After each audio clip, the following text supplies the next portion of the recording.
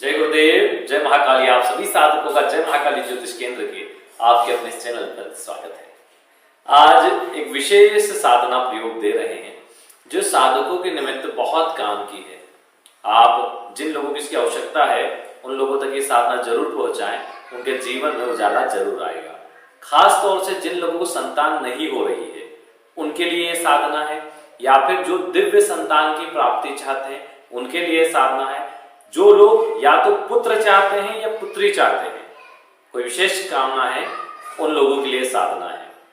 इस साधना के कुछ विशेष नियम हैं, उनका पालन करते हुए पति पत्नी यदि दोनों इस साधना को कर लें, इच्छित संतान और संतान की प्राप्ति अवश्य ही होती है। एक दिवसीय साधना है, कोई बड़ा आडंबर नहीं है कि बहुत ज्यादा कुछ करना है, आप लोगों को बहुत दिनों तक करना है। तो गुरु कृपा से यह साधना आपको आपके वंश को चलाने वाला वह ज्योति व दीपक जरूर प्रदान कर देगी। ऐसी साधना को अवश्य करना चाहिए, चाहे जिन लोगों की भी नई शादी हुई है, जो एक दिव्य संतान चाहते हैं, पुत्र या पुत्री की विशेष कामना है और चाहते हैं कि कोई यौगिक शक्ति आए। देखो क्या होता है, पहले आप इस चीज को समझिए कि संतान प्राप्ति की क्रिया क्या है। बहुत सारी अतृप्त आत्माएं ब्रह्मांड में विचर रही है। जब गर्भधारण की प्रक्रिया कोई स्त्री के माध्यम से शुरू होती है गर्भ में, तब वो आत्माएं आपस में लड़ती है, वो गर्भ का चयन करती है कि हाँ ये गर्भ ऐसा है जहां पर राजशाही जीवन जिया जा सकता है, जहां बहुत लाड़ प्यार मिल सकता है। तो उस गर्भ का चयन करती है और आपस में लड़ती है वहां आने के लिए।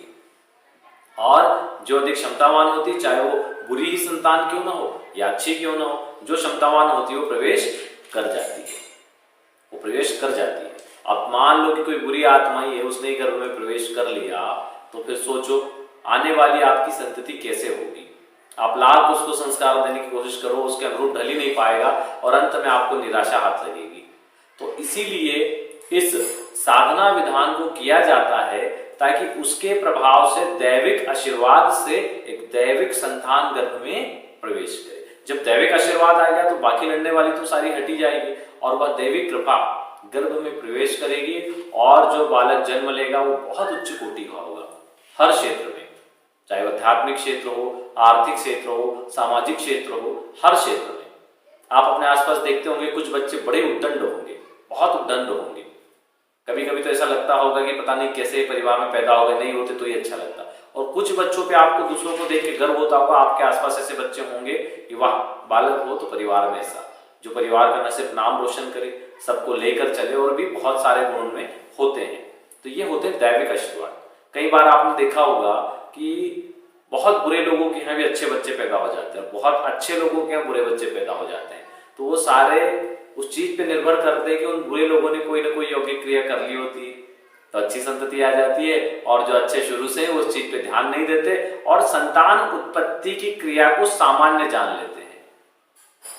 संतान उत्पत्ति की क्रिया सामान्य है ही नहीं।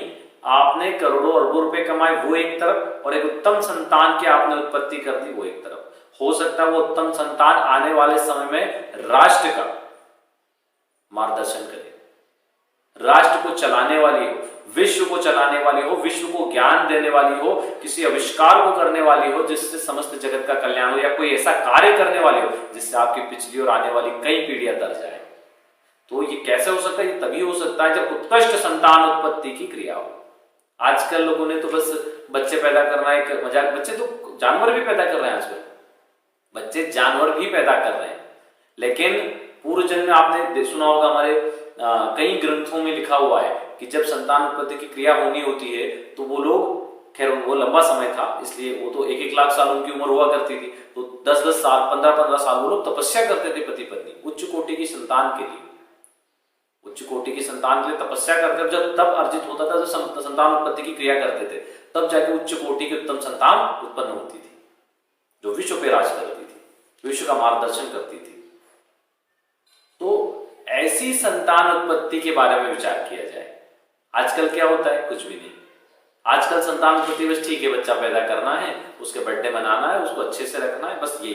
वो बाद में कैसा होगा, उसके अंदर क्या गुण है, वो कोई मायने नहीं रखता लोगों के लिए। इसलिए ये चीज बहुत अच्छे से समझ के रखो। देखो एक चीज समझो, आप पैसा लगाते हो कहीं पे तो फ्यूचर के बारे में सोचते हो कि भविष्य में इसका क्या होगा। आपने म्यूचुअल फंड में पैसा लगाया, आपने एसआईपी में पैसा लगाया, जहां पे भी पैसा लगाया, आप ये विचार करते हो रिटर्न कितना आएगा। लेकिन संतान उत्पत्ति में आप ये क्यों नहीं विचार करते इसका रिटर्न क्या होगा। या फिर मरने के बाद की आप गरुड़ पुराण पढ़ो तो समझ में आएगा आपको कि मरने के बाद आपके पास एक ही चीज रह जाती है कि अगर जब तक आपकी मुक्ति नहीं होती, अगर अच्छे कर्म है तो हो गई, दूसरा जन्म हो गया, मुक्ति हो गई, नहीं हुई और प्रेतात्माओं के रूप में भटक रहे हैं, तो केवल पुत्र संतान ही एक ऐसी स्थिति है, एक ऐसा व्यक्ति है जो आपकी आत्मा को मुक्ति दिला सकता है। लेकिन अगर वो उच्च कोटि का नहीं है, उत्तम नहीं है, धार्मिक नहीं है, तो आपके लिए कुछ नहीं करेगा। आपने उसके लिए करोड़ों की भी दौलत रख दी है और अब वो आपके लिए कुछ नहीं कर रहा, आपके पैसे का मस्त यूज कर रहा है, अपने जीवन में मस्त है, फिर धीरे धीरे वो प्रेत आत्मा अपने ही बच्चों के दुश्मनों के श्राप देती है कि जाओ तुम नष्ट हो जाओ। उसको बोलते हैं पितृदोष, और धीरे धीरे उनका परिवार नष्ट हो जाता है। वो कहते हैं ना, हम भटक रहे हैं तुम भी भटकोगे, संतति नष्ट हो जाएगी, वंश नष्ट हो जाएगा तो तुम भी भटकोगे, तो उनको नष्ट करने का श्राप दे देती है।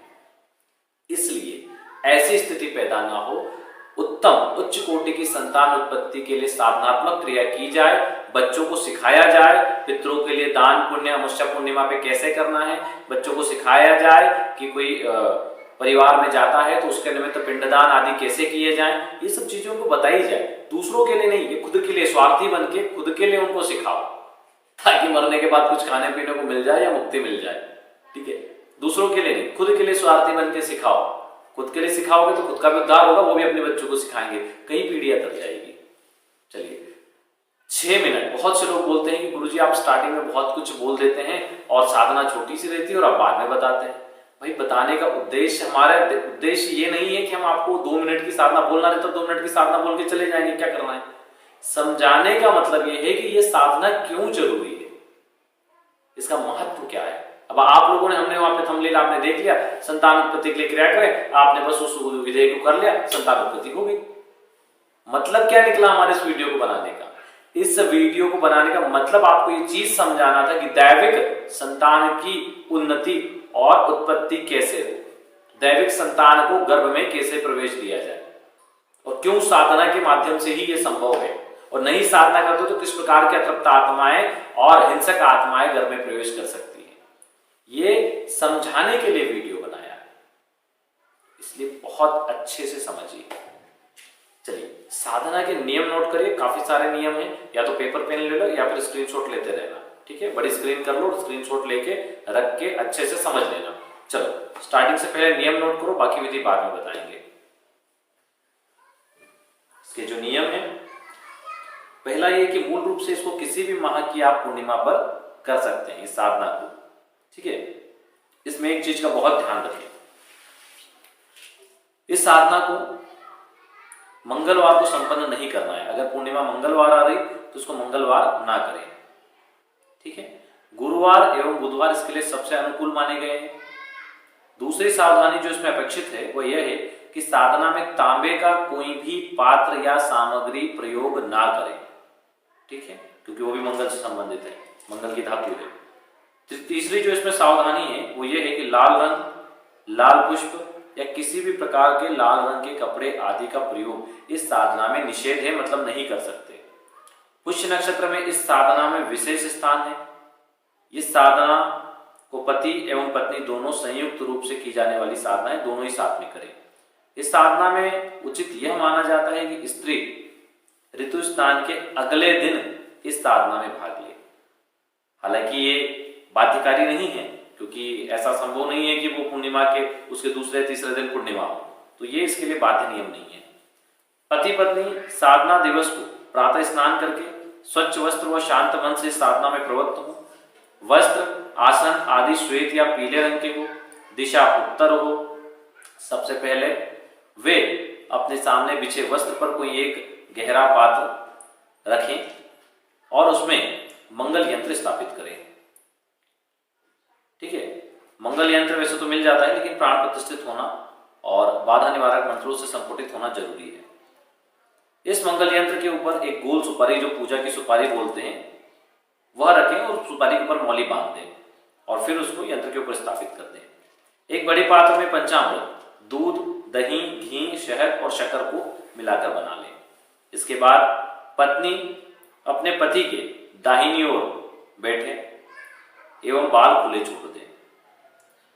आगे की क्रिया पति के द्वारा स्फटिक माला से एक माला मंत्र जप किया जाए, मंत्र दे देंगे, किया जाए और पत्नी को मंगल यंत्र के ऊपर निरंतर पंचामृत चढ़ाते रहना है। मतलब पति एक माला मंत्र जप करेंगे और पत्नी उस समय पंचामृत चढ़ाएंगी यंत्र के ऊपर। ठीक है, यह जो क्रिया है इसको थोड़ा धीरे गति से करें और धैर्यपूर्वक करें, जल्दबाजी ना करें। इस चरण में आवश्यक यह है कि यंत्र एवं सुपारी पूरी तरह से पंचामृत में डूब जाए, इतना पंचामृत बना के रखना है। पति द्वारा इस चरण में जिस मंत्र का एक माला जप किया जाना है वो मंत्र सुन लीजिए। इसमें 2 मंत्र आपको हैं, इसलिए जो बाधा निवारक संतान प्राप्ति मंत्र उसको एक माला जो करना है उसको सुनिए।